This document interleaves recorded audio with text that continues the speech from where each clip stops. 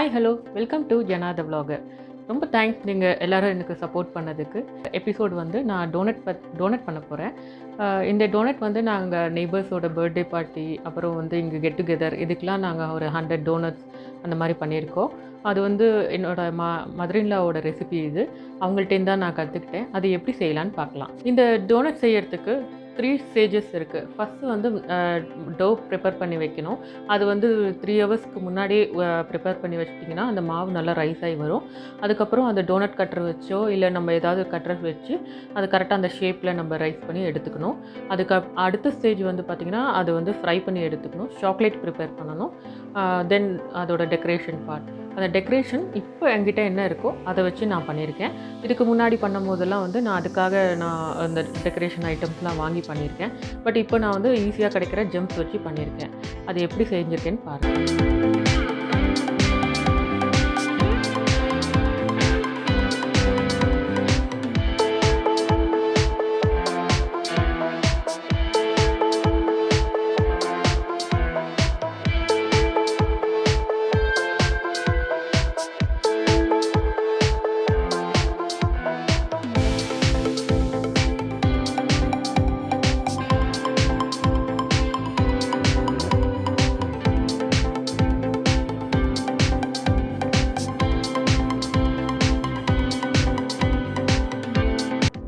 இந்த warm மில்கில் 1 spoon east சேர்த்து அது கூட 1 ஸ்பூன் சுகரையும் ஆட் பண்ணிவிட்டு நல்லா மிக்ஸ் பண்ணி விட்டுடலாம். அது ஈஸ்ட்டு கொஞ்சம் டிசால்வ் ஆக கொஞ்சம் கஷ்டமாக இருக்கும். அது கட்டி இல்லாமல் ஈஸியாக மிக்ஸ் பண்ணி ஒரு மூடி போட்டு சைடில் வச்சிடலாம். இப்போ அந்த மைதாவை பவுலில் போட்டு சென்டரில் கொஞ்சம் ஹோல்ட் பண்ணி அதில் பட்டர் சேர்த்து நல்லா மிக்ஸ் பண்ணி விட்டுடலாம். பட்டர் வந்து கட்டியாக இல்லாமல் நல்லா மிக்ஸ் ஆனதுக்கப்புறம் இது அதுக்குள்ளே ரைஸ் ஆகிருக்கும் ஈஸ்ட்டு, அதை இதில் போட்டு நல்லா மிக்ஸ் பண்ணி விட்டுடலாம்.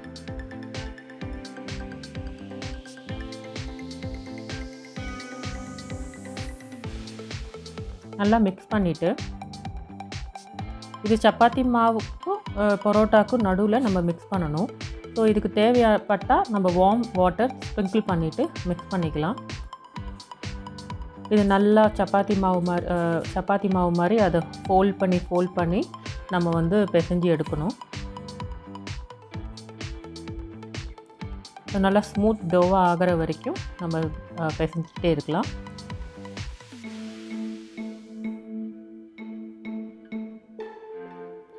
நல்லா ஃபோல்ட் பண்ணும்போது அது நல்லா சாஃப்டாகி வரும்.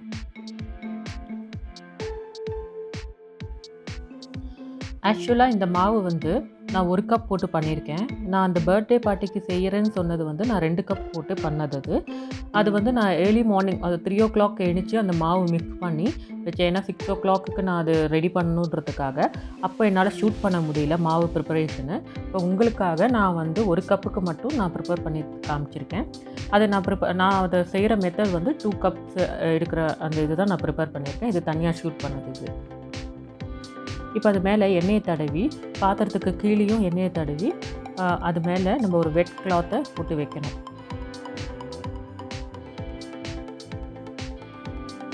நல்லா எல்லா சைடும் ஸ்ப்ரெட் ஆகிற மாதிரி எண்ணெயை தடவி ஒரு வெட் கிளாத்தை போட்டு மூடி வச்சிடலாம். ஒரு 2 to 3 hours விட்டிங்கன்னா நல்லா ரைஸ் ஆகி வரும்.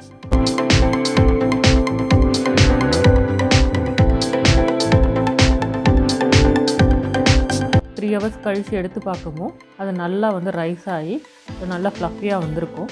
அந்த டைமில் வந்து நம்ம கொஞ்சம் கையில் ஆயில் ஸ்ப்ரெட் பண்ணிவிட்டு எல்லாம் ஒன்று சேர அந்த கிளாத்லேயும் லைட்டாக ஒட்டிகிட்டு இருக்கும். அதை எடுத்து போட்டு நல்லா மிக்ஸ் பண்ணி அது பால் மாதிரி ஆக்கிட்டு நம்ம வந்து டோனட்ஸ்க்காக ஸ்ப்ரெட் பண்ண ஆரம்பிக்கலாம்.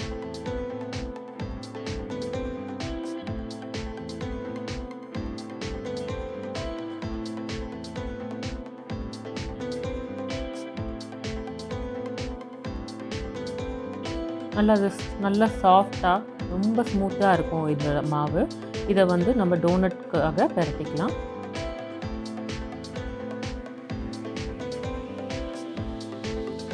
கையில் ஆயில் தடவி செய்யும் போது நமக்கு அது நல்லா ஒட்டாமல் வரும்.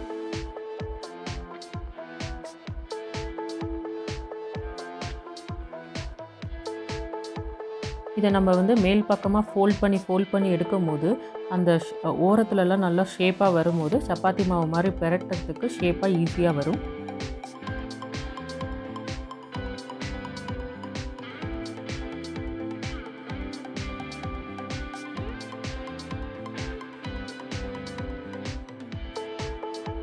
இப்போ அந்த ரோலர் எடுத்துட்டு நல்லா நம்ம ஸ்ப்ரெட் பண்ணி விட்டுடலாம்.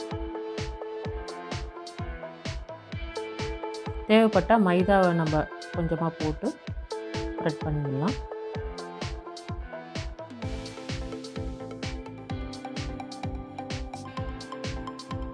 நல்லா ஒரு திக்காக இருக்கணும். மாவோட ஹைட் வந்து கொஞ்சம் திக்காக இருக்கணும். திக்காக இருந்தால் தான் அந்த டோனட் வந்து கொஞ்சம் நல்லா நல்லா ரைஸ் ஆகி வரும்.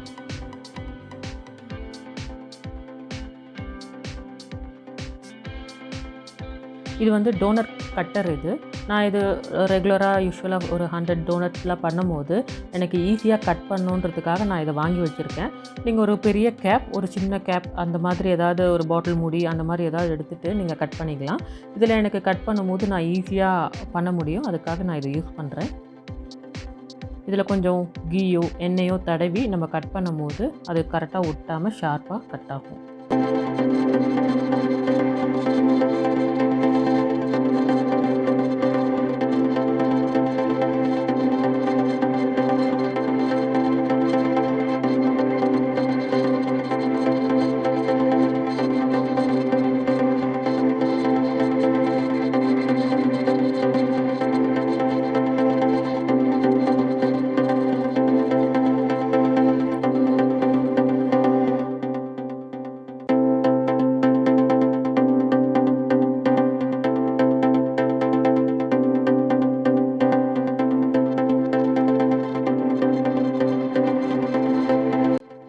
இப்போ அது ஈக்குவலாக கட் பண்ணி அந்த ஷேப்பாக எடுத்து வச்சுட்டு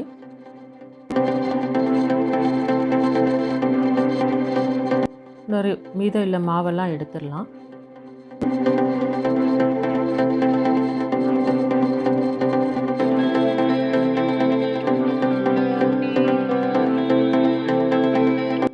அந்த சென்டர் பார்ட் ஒரு வாட்டி கூட நம்ம ப்ரெஸ் பண்ணோம்னா அது வெளியில் ஈஸியாக வந்துடும்.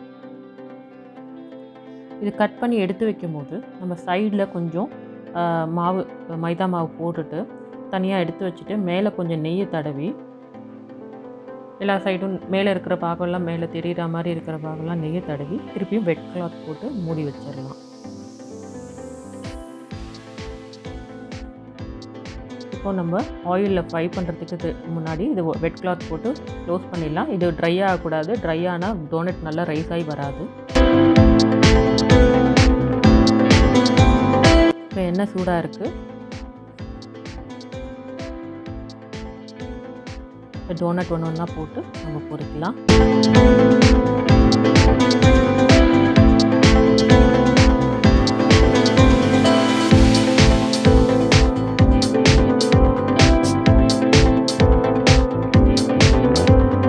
நல்லா எண்ணெய் மேலே போட்டு நல்லா ரைஸ் ஆகிற மாதிரி பண்ணிவிட்டு 2 வாட்டி திருப்பி போட்டிங்கன்னா கொஞ்சம் பொன்னிறமாக ஆகி வரும்.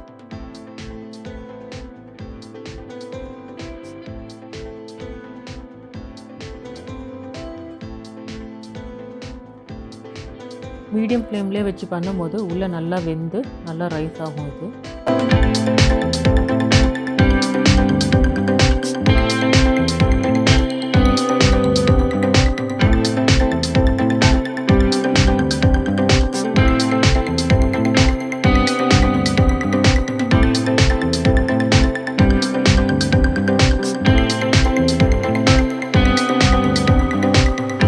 இப்போ அது ரெடி ஆகிடுச்சு. நம்ம எடுத்துடலாம்.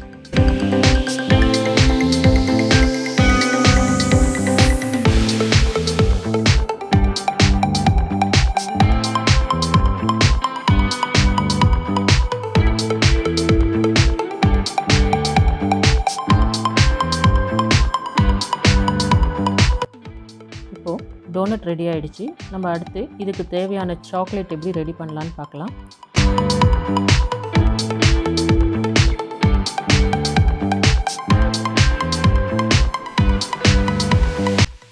ஒரு பாத்திரத்தில் தண்ணி எடுத்து அந்த தண்ணி கொதிக்கிற வரைக்கும் வெயிட் பண்ணலாம்.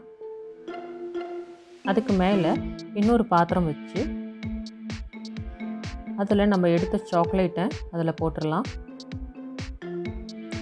அதில் சாக்லேட் போட்டு அது கொஞ்சம் மெல்ட் ஆகணும். அது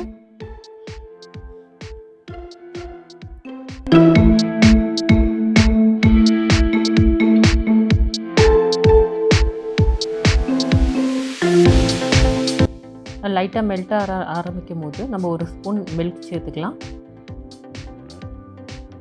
ஒரு ஸ்பூன் கண்டென்ஸ்ட் மில்க் சேர்த்துக்கலாம்.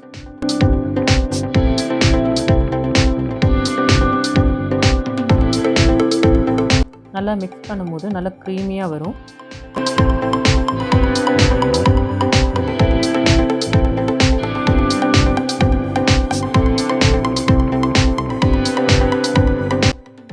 இது வந்து குக்கிங் சாக்லேட் நான் எடுத்திருக்கேன்.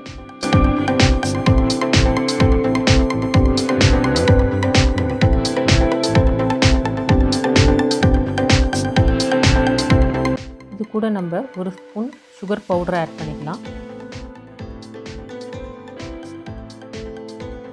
ஒரு ஸ்பூன் பட்டர் ஆட் பண்ணிக்கலாம். பட்டர் சேர்க்கும்போது அது நல்லா சாக்லேட் எல்லாம் ஒன்று சேர்ந்து நல்லா ஷைனிங்காக வரும். இது டோனட் நம்ம டிப் பண்ணும்போது அதுக்கு மேலே நல்லா ஷைனிங் கொடுக்கும்.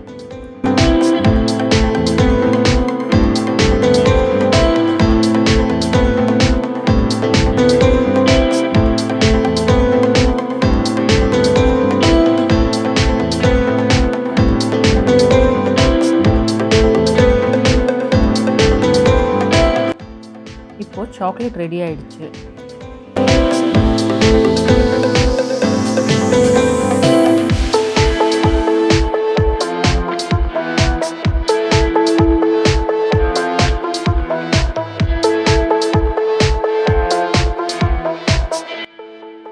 இப்போது இதோட டெக்கரேஷன் எப்படி செய்யலான்னு பார்க்கலாம்.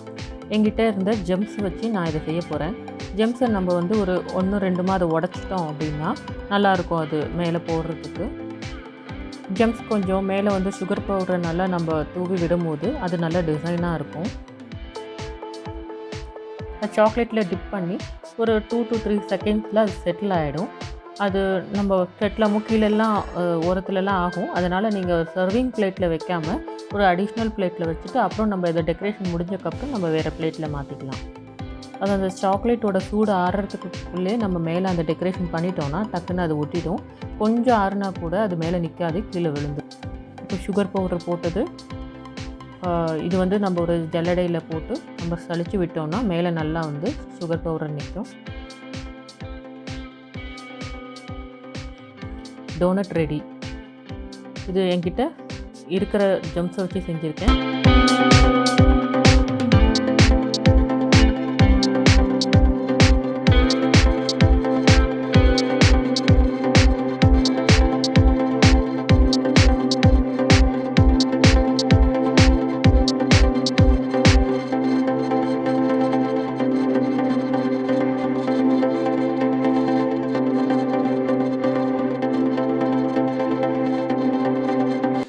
எப்படி செய்யறதுன்னு பார்த்தோம். இது ரொம்ப நல்லா வந்திருந்தது. ரொம்ப ஸ்மெல்லாக நல்லா டேஸ்டியாக வந்துட்டு இருந்தது.